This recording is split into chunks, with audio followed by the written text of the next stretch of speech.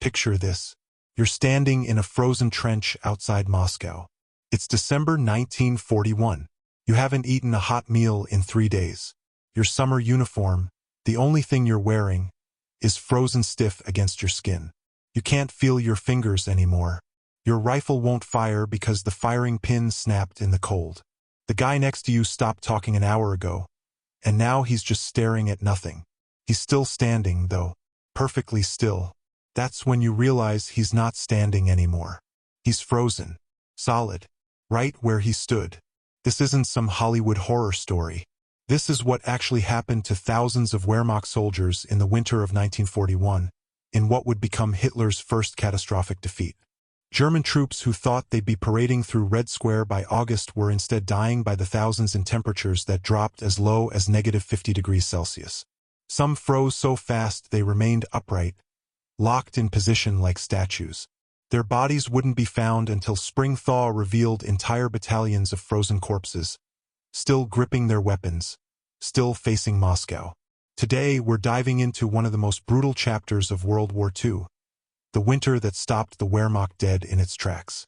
And if you want to hear more stories like this, stories that pull back the curtain on history's darkest moments, hit that subscribe button right now. Operation Barbarossa and the Summer of Victory. June 22, 1941. 3 million German soldiers, the largest invasion force ever assembled, smashed across the Soviet border in Operation Barbarossa. Hitler was supremely confident. He told his generals they only needed to kick in the door and the whole rotten structure will come crashing down. He gave them a timeline. Moscow by the end of summer. The Soviet Union destroyed in 3 to 4 months maximum. And honestly, for a while it looked like he might be right. The Wehrmacht tore through Soviet defenses like a hot knife through butter. Using their devastating blitzkrieg tactics, panzer divisions would punch through enemy lines, then encircle entire Soviet armies before they could retreat. It was textbook German warfare, and it was brutally effective. Within weeks, hundreds of thousands of Soviet soldiers were captured. The Red Army was losing entire divisions. Towns and cities fell one after another. By July, German bombers were already hitting Moscow itself. 127 aircraft struck the Soviet capital on July 22, even managing to damage the Kremlin. Stalin's government was in panic mode. They moved Lenin's preserved body out of Moscow to keep it from German hands. They ordered civilians to build fake buildings on Kremlin grounds to confuse German bombers. Streets were barricaded. Tank traps were dug. But none of this seemed like it would matter.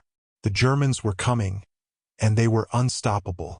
In September, Hitler was telling his adjutant Otto Gunzche, "We will break them soon. Moscow will be attacked and fall, and then we will have won the war."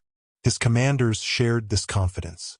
One officer from the elite SS Das Reich division remembered, "We were convinced that we would be in Moscow at the beginning of November." They had every reason to believe it. The Battle of Smolensk in July cleared the path to Moscow, with the Germans capturing 350,000 Soviet troops. Sure, the Wehrmacht took losses too, 35,000 killed or missing, 100,000 wounded, 200 tanks destroyed. But these were acceptable casualties. The Soviets were losing entire armies. The math looked good for Germany. By September, Hitler launched Operation Typhoon, the final push to take Moscow before winter. Multiple army groups converged on the capital from different directions. The 9th Army and 3rd Panzer Group swept in from the north. The 4th Army hit from the west.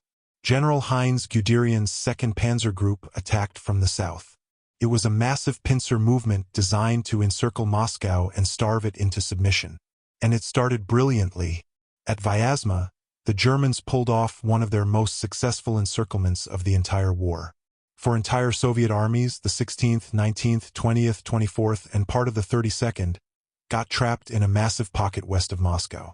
The BBC announced it on their October 10th evening newscast, calling it Hitler's most successful victory of the war, and stating, it had always been believed that the door to Moscow had been locked.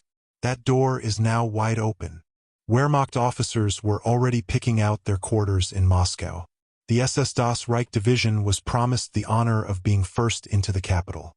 Some German orders were setting objectives 80 miles east of Moscow, already planning what to do after the city fell.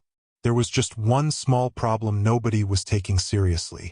It was October, and in Russia, October means one thing: winter is coming. But Hitler wasn't worried about winter because he'd promised his generals they wouldn't need to worry about winter.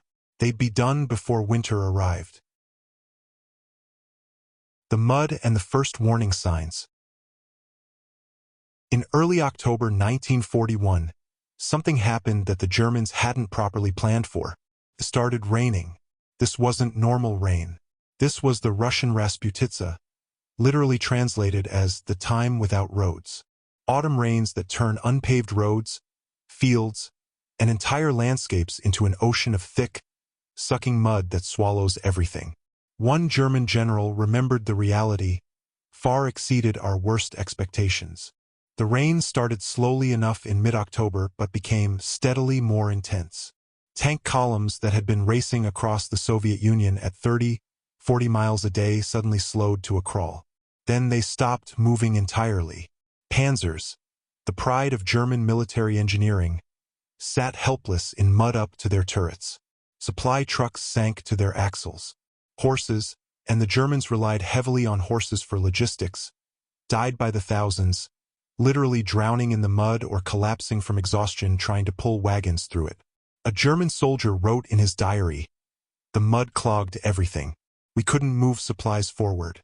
Ammunition trucks were stuck miles behind the lines. We were advancing with whatever we could carry on our backs. The entire German offensive ground to a halt." But here's the thing: this should have been a warning. Russia's top commander, Marshal Georgy Zhukov, later wrote in his memoirs that the period of slush in October 1941 was comparatively short. Cold weather set in and snow fell in early November, making the terrain and roads passable everywhere. In other words, the mud was temporary. Smart commanders would have used that time to prepare for what came next. The Germans did not. When the ground finally froze in early November, the Wehrmacht resumed its advance. A soldier wrote, "A hard freeze came on November 7th, which proved both an advantage and a disadvantage. We could move again, but we were freezing because we still do not have winter clothing. Still do not have winter clothing." Think about that for a second. It's November. In Russia, the German army is still wearing the same summer weight uniforms they started with in June. No winter coats, no warm boots, no cold weather gear, nothing. This wasn't an oversight. It was a strategic decision based on Hitler's insistence that the war would be over before winter. When frontline commanders asked for winter gear in the fall, they were first ignored, then actually reprimanded for showing a lack of faith in the Führer's plan. Contingency planning for winter operations was seen as defeatism. The propaganda minister Joseph Goebbels actually suggested a national winter clothing collection back in August. The Wehrmacht leadership rejected it. They said it would send the wrong message, suggest that the war might drag on. Better to have soldiers freeze than admit the war might last past October. So the advance continued, and the Germans actually got close, really close. By early December, reconnaissance units from the 3rd Panzer Group reached the town of Khimki, just 19 miles from the Kremlin. German officers could see Moscow's buildings through their binoculars. They could see the spires of the capital gleaming in the distance. They were so close they could almost taste victory. One officer from an assault gun battalion remembered standing on the outskirts of Moscow thinking, just a little further. Just a few more miles and we're there. The SS Das Reich Division was sent east to breach the Mozhaysk defensive line, the last major obstacle before Moscow. Hitler had promised them the glory of being first into the city. But instead of an easy victory, they hit prepared Soviet defenses and got shredded. They lost most of their officers in brutal fighting. The easy victories were over, because while the Germans had been advancing, ignoring the calendar and the dropping temperatures, the Soviets had been preparing. Zhukov, one of the few competent Soviet generals to survive Stalin's purges, had been put in charge of Moscow's defense back in October. His initial report to Stalin was grim. There is no longer a continuous front in the west, and the gaps cannot be closed because the command has run out of reserves. He calculated he had only 90,000 troops to defend a city of 4 million. But Zhukov had one advantage. He knew winter was coming, and he knew the Germans weren't ready for it. Stalin was secretly moving fresh divisions from Siberia, troops who were trained and equipped for winter warfare. But they hadn't arrived yet. All Zhukov had to do was hold on. Just hold on until winter arrived in full force. And then, on November 11th, 1941, the temperature suddenly dropped to minus 20 degrees Celsius. The Germans were still wearing summer uniforms. When the cold became a killer. The cold hit like a hammer. November 11th, 1941. Overnight the temperature plummeted to minus 20 Celsius. Then it kept dropping. By late November, General Fedor von Bock, commander of Army Group Center, reported temperatures of minus 45 Celsius.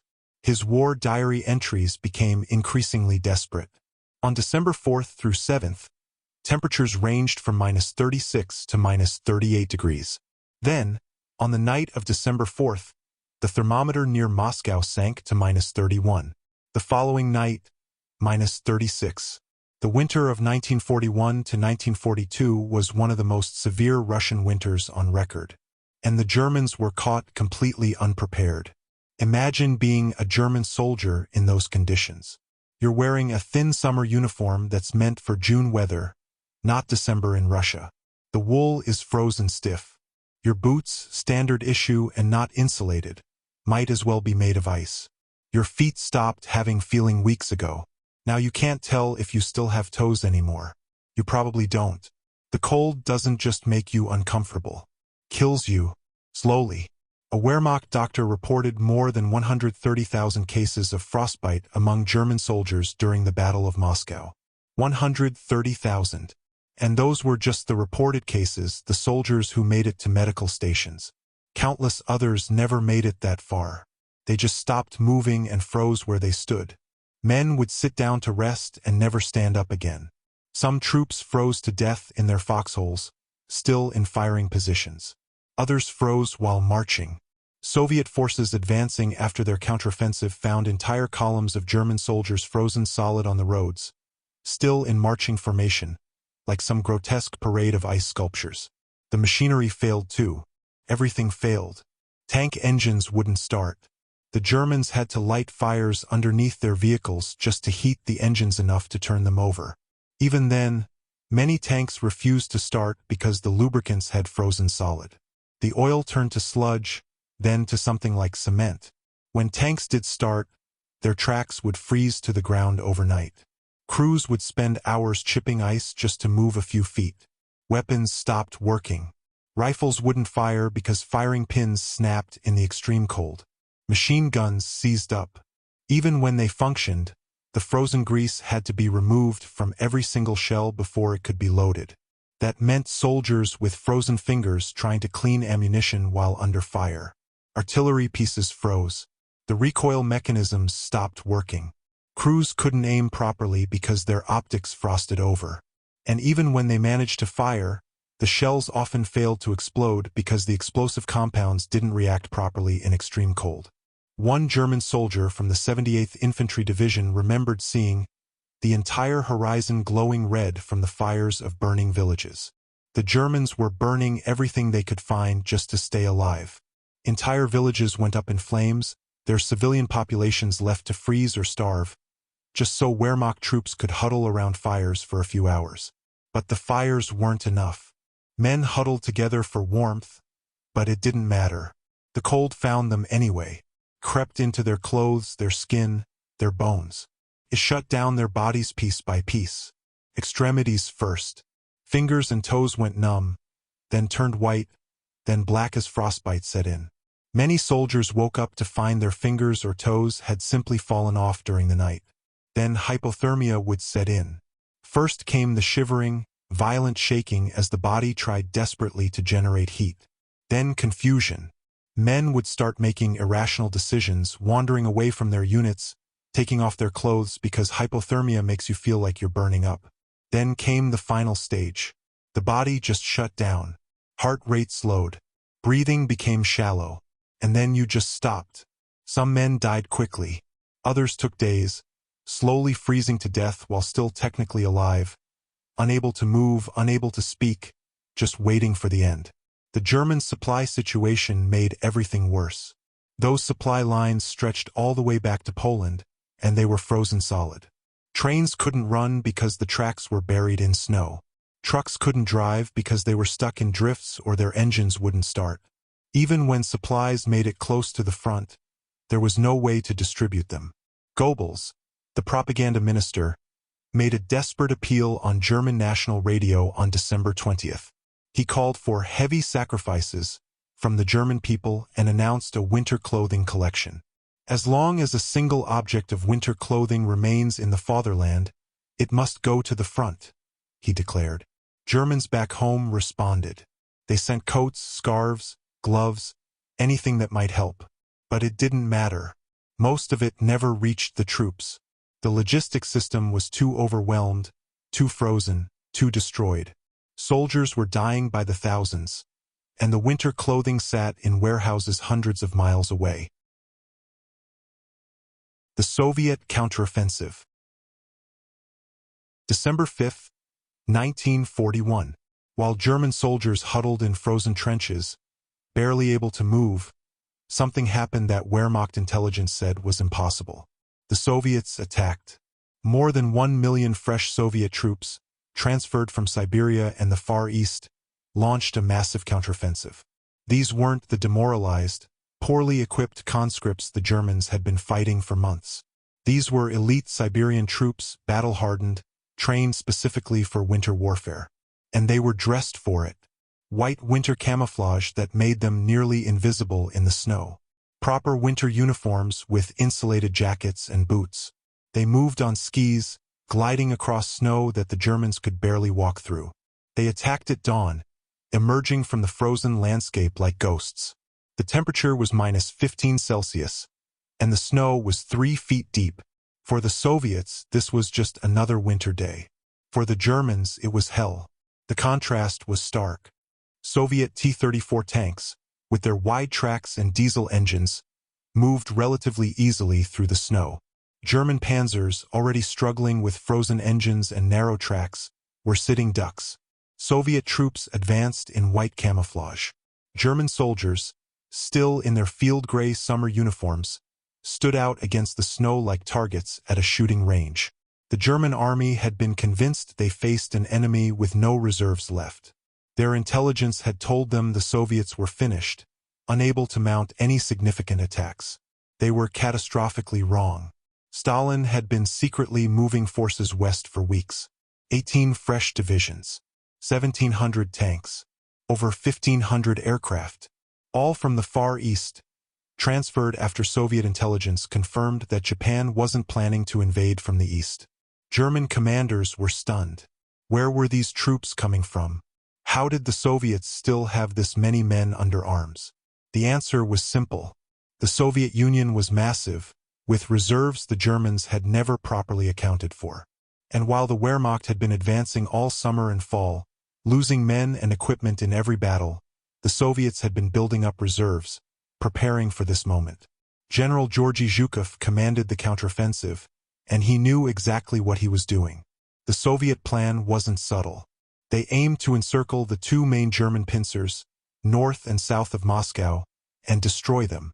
They very nearly succeeded. The northern thrust hit the German 9th Army and 3rd Panzer Group near Kalinin. The southern attack slammed into Guderian's 2nd Panzer Army near Tula.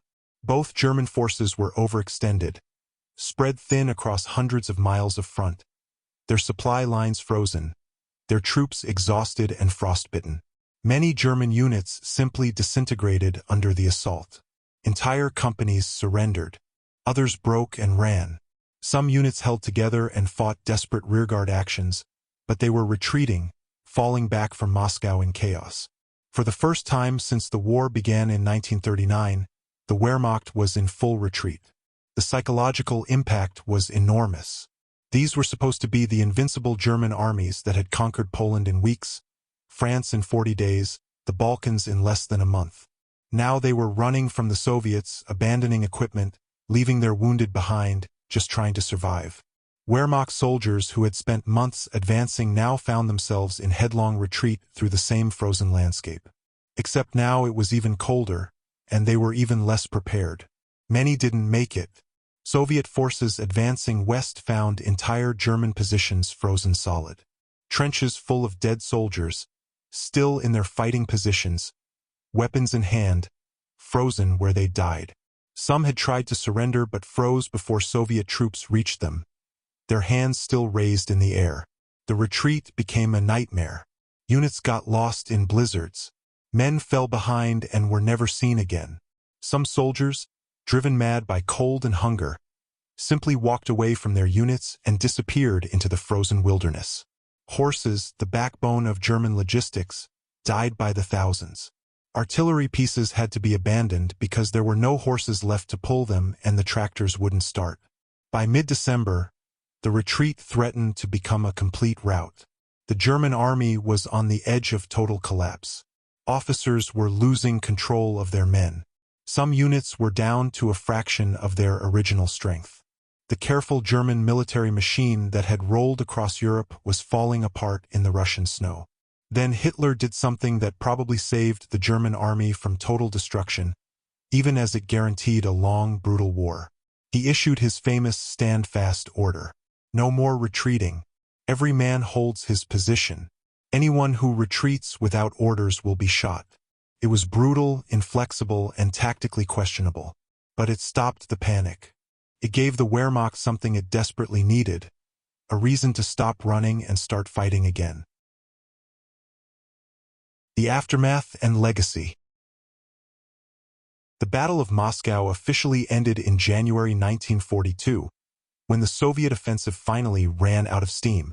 The numbers were staggering. German losses totaled somewhere between 250,000 and 400,000 men, killed, wounded, or missing. And that's just the battle casualties. Frostbite cases exceeded combat casualties. Thousands more would die from cold-related injuries in the following weeks and months. Many German soldiers who survived lost fingers, toes, hands, or feet to frostbite. Some lost all of them. The Red Army suffered even more catastrophic losses. Estimates range from 600,000 to over 1 million casualties. In a single battle, the Soviets suffered more deaths than the United States and United Kingdom combined would suffer in the entire war. But there was a crucial difference. The Soviets could replace their losses. Germany could not. The Wehrmacht had thrown everything it had at Moscow and failed. The cream of the German army, the elite panzer divisions, the veteran infantry, the best officers had been stopped cold. And many of them were literally frozen solid in the snow outside Moscow. When spring came in 1942, the thaw revealed the true horror. Entire battlefields full of frozen corpses emerged from the melting snow. German and Soviet dead, preserved in the ice for months, still locked in combat. Some German positions revealed soldiers who had frozen to death at their posts months earlier, never relieved, never buried, just left standing there as frozen sentinels until the spring sun finally melted them. Soviet photographers documented the frozen German dead. Pictures that still exist today show Wehrmacht soldiers frozen in place, some standing upright, some in firing positions, some huddled together trying to share warmth that never came. These images became powerful propaganda for the Soviets. Look at the invincible Wehrmacht. Look at Hitler's supermen, frozen like statues, defeated not just by Soviet arms but by General Winter himself. The battle marked a crucial turning point in World War II. It was the first time since Hitler began his conquests in 1939 that the Wehrmacht had suffered a major defeat. The myth of German invincibility was shattered. The German army would never again get as close to Moscow as they did in December 1941. More importantly, the failure at Moscow doomed Operation Barbarossa. Hitler's plan for a quick victory in the East was dead. The war he wanted to avoid, a long war of attrition against an enemy with superior resources and manpower, was now inevitable. Hitler's response was typical. He fired everyone.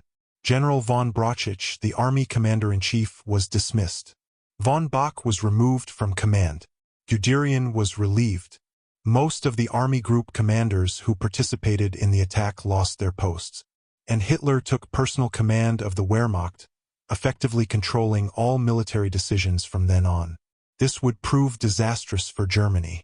Hitler surrounded himself with yes-men and staff officers with little combat experience. He made strategic decisions based on ideology rather than military reality. The failure to take Moscow exposed fundamental flaws in German planning. They had assumed a quick victory and planned for nothing else. When that quick victory didn't materialize, they had no backup plan. They had no winter clothing because they'd convinced themselves they wouldn't need it. They had no strategy for a long war because they'd promised themselves there wouldn't be a long war. The weather played a crucial role, yes, but it wasn't the deciding factor. The mud in October slowed the Germans but didn't stop them. The winter in December was brutal, but the Soviets endured the same winter. The real difference was preparation. The Soviets, fighting on their home territory, understood what was coming and prepared for it. The Germans, convinced of their own superiority, didn't. Soviet troops had winter uniforms. German troops didn't. Soviet vehicles were designed for cold weather. German vehicles weren't. Soviet commanders understood winter warfare. German commanders thought they'd be done before winter mattered. That arrogance, that certainty that the war would be over before the snow fell, killed as many German soldiers as Soviet bullets did. The frozen Wehrmacht soldiers found outside Moscow weren't just casualties of war. They were casualties of hubris. Hitler's hubris. The German High Command's hubris. The belief that will and superior tactics could overcome basic preparation and logistics. The Battle of Moscow taught a lesson that military historians still study today. Weather matters. Logistics matter. Supply lines matter. You can have the best army in the world, the best tanks, the best tactics, but if your soldiers are freezing to death because you forgot to send them winter coats, none of that matters. Those frozen German soldiers, standing where they fell, locked in ice outside Moscow, became monuments to that lesson. Not intentional monuments, but monuments nonetheless. When Soviet troops found them in the spring, they saw evidence not just of a battle, but of a catastrophic failure of planning and leadership. The winter of 1941 didn't just stop the Wehrmacht outside Moscow. It marked the beginning of the end for Nazi Germany. Hitler would have other victories, other advances, but he would never have another chance to win the war. That chance froze to death in the snow outside Moscow, along with hundreds of thousands of Wehrmacht soldiers who were sent to die because someone decided winter uniforms weren't necessary. Today, when we look back at Operation Barbarossa and the Battle of Moscow, the frozen German soldiers serve as a stark reminder of what happens when ambition outpaces preparation, when ideology trumps reality, and when leaders sacrifice their men for the sake of maintaining an illusion of invincibility. The Wehrmacht soldiers who froze solid where they stood weren't monsters. They were men, sent to fight in impossible conditions by leaders who refused to admit those conditions existed. And they paid for that refusal with their lives, frozen in the Russian winter, never to see home again.